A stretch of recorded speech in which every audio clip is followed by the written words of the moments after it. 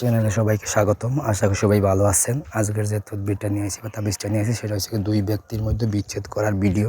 আমি live video দেখাইবো কীভাবে আপনারা বিচ্ছেদ করবেন শিং মাছ দিয়ে।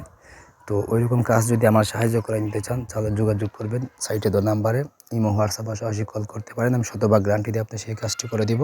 তো কাজে কথা সেই কাজটা নিজেরা কীভাবে করবেন সেই বিষয়টা আমি বলি। প্রথমে নমুনা আমি দেখাচ্ছি কীভাবে শিং মাছ দিয়ে বান মারবেন।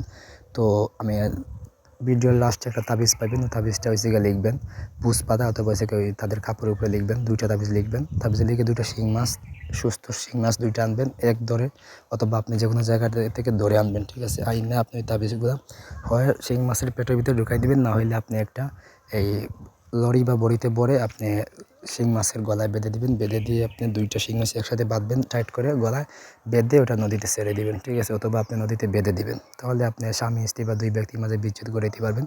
তো তাবিজটা এখানে দেখতে পারতেছেন, তাবিজটা লিখবেন হচ্ছে গিয়া হয় তাদের কাপড় উপরে, না হইলে আপনি বুঝপাতা লিখবেন হচ্ছে গিয়া খালি ব্যবহার করবেন জাফরান, মেশক, দুধা গাছের রস, গরুর ছানা বা প্রসাবের সাথে মিশিয়ে কালি তৈরি করে ওই কালি দিয়ে লিখবেন রোজ মঙ্গলবারে, ঠিক আছে। লিখে আপনি দুইটা শিং মাছ দিয়ে আপনি এইভাবে যেভাবে আমি ভিডিওতে দেখাইছি সেইভাবে আপনি বেঁধে রেখে দেবেন। তাহলে ওই 3 থেকে 4 দিনের ভিতরে ইনশাল্লাহ আপনি ফলাফল পেয়ে যাইবেন। দুই ব্যক্তির মাঝে বিচ্ছেদ 100% হইব, মানে 100% নিশ্চয়তা হইবই।